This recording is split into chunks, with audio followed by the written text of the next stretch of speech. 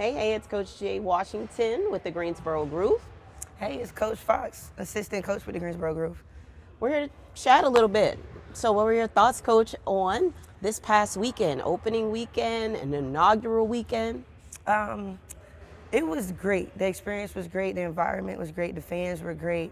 The energy in the building, it was amazing. The players came out, felt the love, and it translated on the court. We ended up going 2-0 for the weekend. Yeah, I definitely agree. I think that our resilience showed this past weekend. I think that their ability to fight back after having some deficits, especially in that second game when it was the double overtime, Right. had to keep fighting back after being down at the end of the first quarter by 10. But being able to just constantly fight and stay in the mix, keep chipping away at that lead to get a big win at the end was amazing. Right. It felt amazing. You know, we were tired, We were exhausted. even as coaches, but it Yeah. felt amazing to walk away with the win for Yeah, sure. definitely. We've been spending a lot of time on defense. First game, I felt like the defense was very intentional. The excitement kind of like translated to the court. So I think our girls translated what we've been working on in game one. Game two, we started off a little slow on that side of the ball.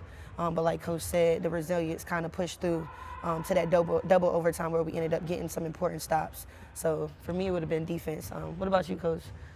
I think some of the things that we did well this weekend certainly stay together as a team and as a unit. For sure.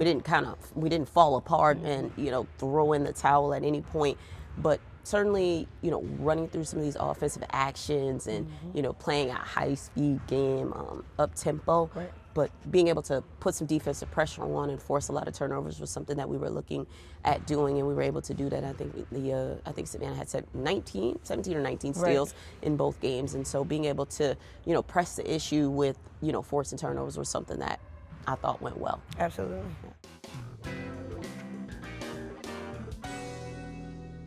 For me, I think some of the things that we certainly needed to make adjustments on are our guards' ability to handle the ball screen actions and Absolutely. defense, and making sure that we're ready for those traps. We know the guards are going to shoot the gap. We know that those bigs were even shooting the gap both of those days, and they just got to a point where everybody was trapping every time there's a ball screen, and so being able to take advantage of that and make those adjustments is something that we've been talking about. Right.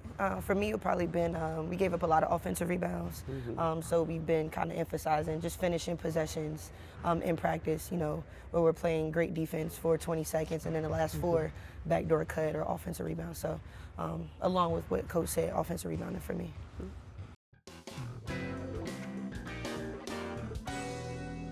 I think we try to stay ahead as coaches, just watching film, watching a ton of film, watching habits, watching their coaching style, adjustments, and just being ready and prepared for not only preparing them in practice, but preparing ourselves to make adjustments in games as well. It's going to be very difficult to beat any team 3 times in a row, and they're a great team. So again, that goes back to just us being prepared and making sure the girls feel comfortable. Yeah, certainly playing any team 3 times in a row, regardless of what the level is. Right. Playing and winning 3 times in a row is a big challenge, and you see that at all levels. And I think that what you talked about was certainly on point. We have to make sure as coaches we are watching film and getting ahead of the game, making adjustments that we need to in practice, and discussing what went well with our players and things that we have to make corrections on. I think being able to make sure that they are locked in and staying together with regards to what we're doing in the moment is something that is what we're looking for this next matchup against Savannah. Preparing for 3 different teams when you don't have much practice requires working on all of the things in every workout that you're doing. And so, we've been working on some things that Savannah does. Obviously, we're far more familiar with them because we've played them twice. So I think that the scouting report is out on that team just because, we know what they look like. But on the other side with the Jacksonville and Charlotte teams, being able to watch their games, they've only played 1 game. 1 game, right. And that leaves a very small amount of time to get ready for them because they also play Thursday night. Yep, I agree. I mean, It kind of feels like, coming from the college world, just like the tournament time, where you're preparing to play. You may not know who you're playing in that week span. So like Coach said, we're going to watch as much film as we can, catch up, and then just kind of work on our habits as much as possible and make sure that that translates regardless of who we're playing.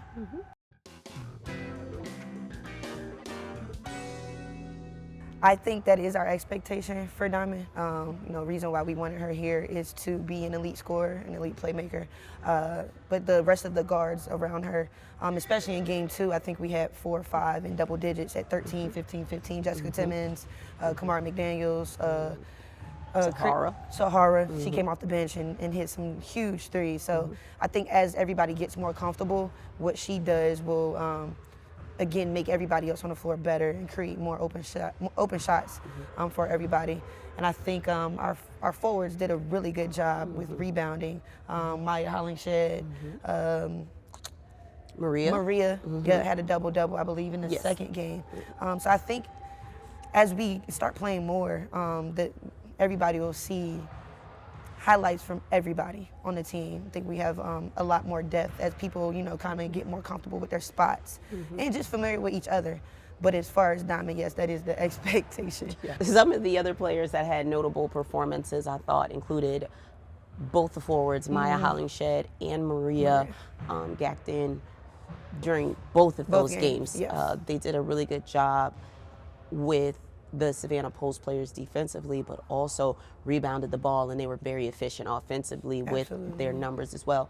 Maya Hollingshed is somebody that can spread the court, stretch the court. She shoots the long ball at a high percentage, and so she was able to knock down some threes over the course of the weekend, but also players that were coming in off the bench, getting some minutes, and contributing in a positive way, not just from a point standpoint, right? Like Sahara Jones did a great job defensively. Yes. I mean, being able to switch off and match up with just about anybody on the court is something that is, we love that as coaches. And so somebody that is willing to commit to defense, but then also can knock down some big buckets in clutch time is something that she did for us in that game too. Absolutely. I think the chemistry with the team is great. It feels like that we've had this group together longer than we actually have. I think you can see that, just through practices, and then, in the games, the fans, I felt that that they've been working extremely hard, and I think they're all here for the same goal, and they compete. And again, I think that continues to build the chemistry. I think it can be stronger, it will be stronger, but I think we're at a really good place right now. Yeah, for it to be very early in the season, I believe that chemistry is surprisingly coming together sooner than expected. 3 weeks ago, there were a number of faces that weren't on this final roster. So being able to have them get connected so quickly is certainly something that, as coaches, we hope for and pray for. And so to see it out there on the court was something that's special.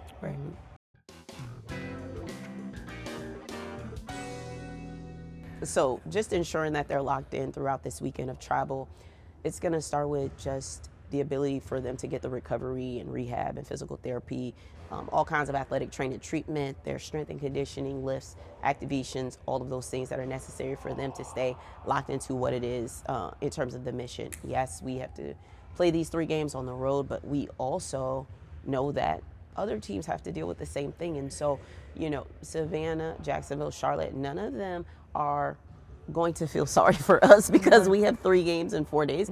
Nobody's going to feel that way. So we've got to do what we can to manage the bodies, manage load management, I guess we would call it, but being able to have our players rested enough, especially in the in-between, keep them off their legs, making sure that we've got whatever it is that they need, game readies, Normatex, all of those good things.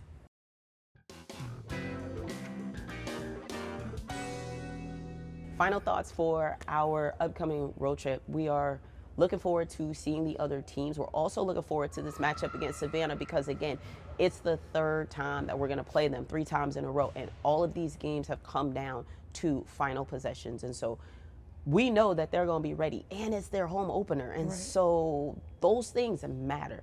So we're going to have to be locked in and remembering what it is that we're trying to accomplish possession by possession. It's offensive side of the ball, defensive side of the ball, slowing them down in their own offensive transition. And then once we get to the point of finishing that game, then we talk more specifically and dedicated about Jacksonville. We want them to stay focused, but we also don't want them to get ahead of themselves, focusing on personnel of another team when we've got one team in front of us. The most important game of this road trip is the next game. It's not the second game, it's not the third game, it's the next game. And so keeping that focal point for them is what's going to be the key to us keeping them poised for this. Agreed. I'm excited. Let's get to it. Let's get to it. Let's get to it.